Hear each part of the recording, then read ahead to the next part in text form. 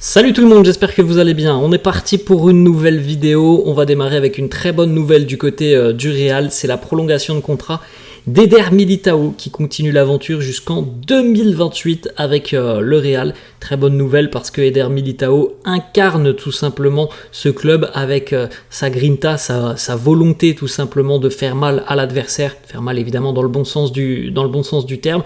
Il s'est imposé depuis plus de 2 ans maintenant comme un patron défensivement, donc c'est tout logique évidemment que le Real lui propose une prolongation de contrat, et puis on sait très bien aussi qu'à l'avenir ça va devenir vraisemblablement le vrai patron de cette défense, parce qu'on sait que voilà, il y a certains joueurs qui approchent de la fin de carrière. Lui, il est dans la force de l'âge. Donc 2028 pour Eder Militão, la petite photo traditionnelle évidemment avec le président Florentino Pérez, le maillot floqué de la date de prolongation de contrat, et puis juste derrière les 14 Ligues des Champions du club.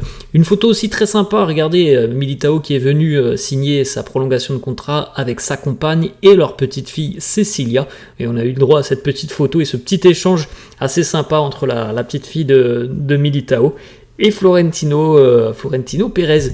On a une petite déclat d'Eder Militão juste après donc sa prolongation de contrat. Il nous dit: je suis très heureux de prolonger avec le Real à la Madrid. Ensuite, les amis, le palmarès d'Eder Militão, donc du côté du Real, c'est 2 titres de champion d'Espagne, 2 Supercoupes d'Espagne, une Supercoupe d'Europe, un mondial des clubs, une Coupe du Roi et une Ligue des Champions, donc un palmarès très bien garni pour le défenseur brésilien. On a le communiqué officiel du Real qui titre Comunicado Oficial Eder Militão. Le Real et Eder Militão sont tombés d'accord pour une prolongation de contrat qui va emmener donc le joueur sous les couleurs du Real jusqu'au 30 juin 2028. Militão est arrivé au Real en 2019 alors qu'il n'avait que 21 ans, et pendant les 5 saisons sur lesquelles il a défendu les couleurs du club, il est devenu l'un des meilleurs défenseurs au monde. Militão a joué 143 matchs sous les couleurs du Real. Il a marqué 11 buts, ce qui n'est pas négligeable d'ailleurs pour un défenseur. 11 buts en 143 matchs, ça veut dire à peu près un but tous les 10-11 matchs. C'est plutôt positif pour un défenseur.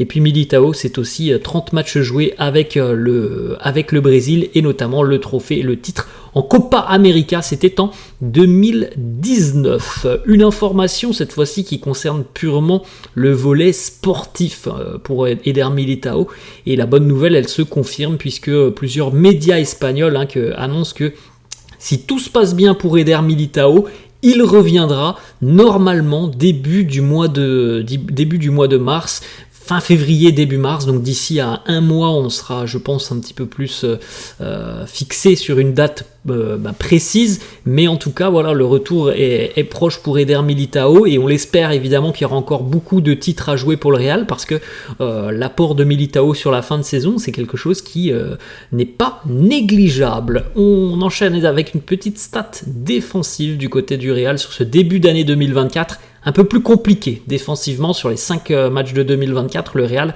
a concédé 11 buts et n'a toujours pas enregistré le moindre clean sheet. Alors évidemment, il y a eu aussi beaucoup d'adversité, avec 2 matchs face à l'Atlético, un match aussi face au Barça, mais il y a eu aussi la Coupe du Roi face à une équipe de 4e division. Bref, voilà, c'est quand même assez compliqué sur ce début d'année 2024 pour les merengues.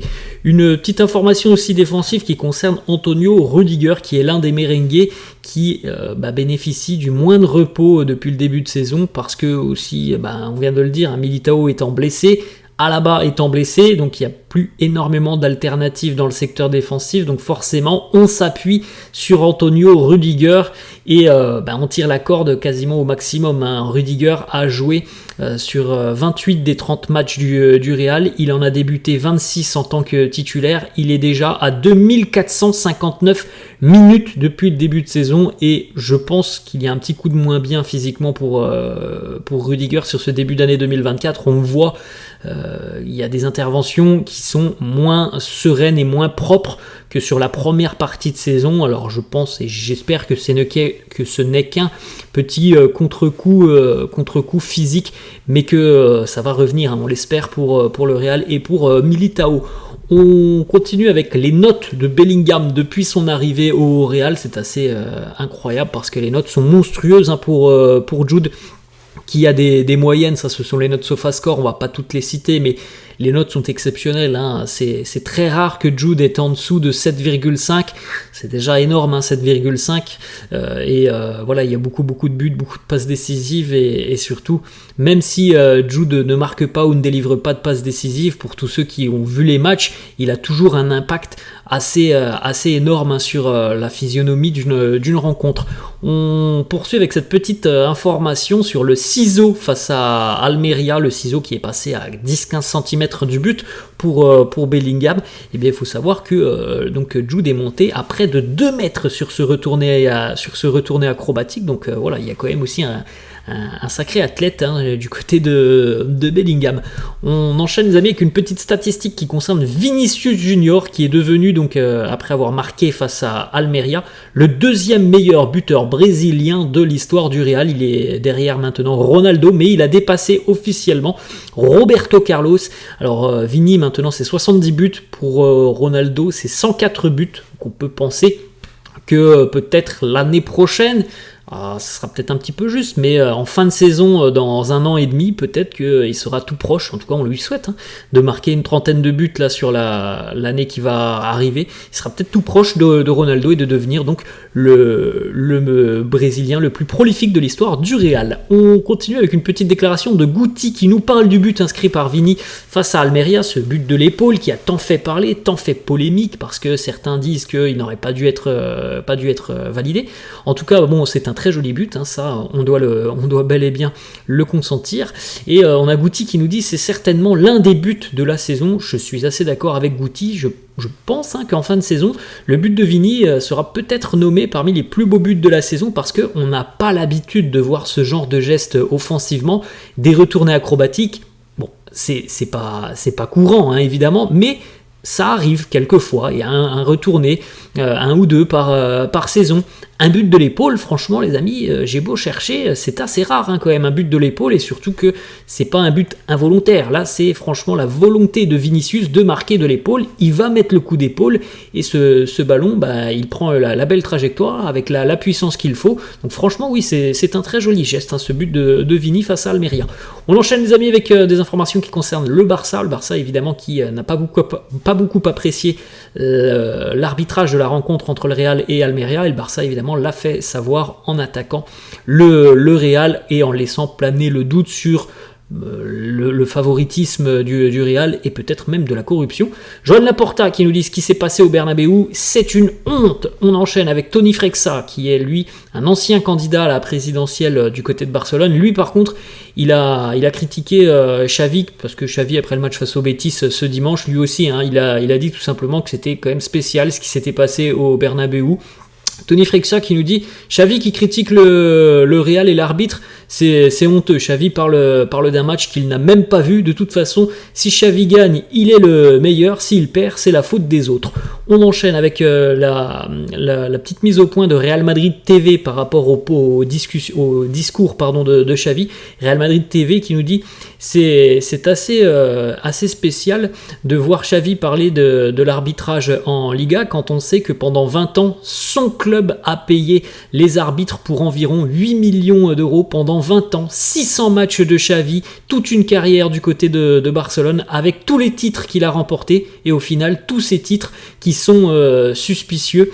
On ne le dit pas, on ne le dit pas nous du côté du Real, les juges, le procureur et la police le disent. On continue avec une déclaration de Xavi justement qui répond à ce petit message de Real Madrid TV, et il nous dit « J'ai toujours respecté le Real, si je n'ai jamais manqué de respect au Real, si je l'ai fait, je m'en excuse, je ne suis pas en guerre, j'ai mes opinions, je peux comprendre leurs vidéos, les memes, je prends ça avec humour. » On continue les amis avec une petite information mercato qui concerne Al Nassr et l'intérêt du club saoudien envers Luka Modric, Goran Vucevic, qui travaille du côté du management, du recrutement du club saoudien et qui nous dit c'est vrai, Luka fait partie des joueurs que l'on suit déjà depuis quelques temps, c'est un rêve pour nous, on a discuté à plusieurs reprises avec lui, il nous a toujours dit que le Real était sa première option. Nous avons une très bonne relation avec Luka. À chaque fois que l'on se voit, on discute et Luka nous a toujours dit qu'il y avait le Real en tête, le Real c'est son choix numéro 1 et qu'en numéro 2 il y avait le club de Al Nassr, il n'a pas de troisième option. Voilà ce que nous dit Goran Vucevic et on peut se dire que Luka va évidemment prendre parti sur les prochaines semaines par rapport à son avenir. Cette saison, il a quand même beaucoup moins joué que l'année dernière. C'est peut-être aussi quelque chose qui va le perturber dans son choix, parce que l'année dernière, voilà, il a tout de suite dit oui au Real. Cette saison, il joue un petit peu moins. C'est peut-être quelque chose, évidemment, qui lui traverse l'esprit, de quitter le Real et d'aller, pourquoi pas, du côté d'Al Nassr. On termine, les amis, avec une petite information mercato. Alors, dans la quête du recrutement d'Alphonso Davies, le Real serait même prêt à inclure un joueur dans le deal, à savoir le jeune Rafa Marín, qui pour le moment est prêté, Rafa Marín. Mais voilà, du côté du Real, si on peut faire baisser aussi le prix du défenseur canadien, eh bien on serait prêt à inclure Rafa Marín dans ce deal. Voilà les amis, la fin de cette vidéo, j'espère que ça vous a plu. N'hésitez pas comme d'habitude à lâcher un petit pouce bleu, n'hésitez pas non plus à vous abonner à la chaîne. Je vous laisse et je vous dis vraisemblablement à la semaine prochaine, alors soit dimanche, soit lundi. Il n'y aura pas de vidéo d'ici là sur la chaîne. Je vous souhaite une bonne journée et une bonne fin de semaine. Ciao à tous.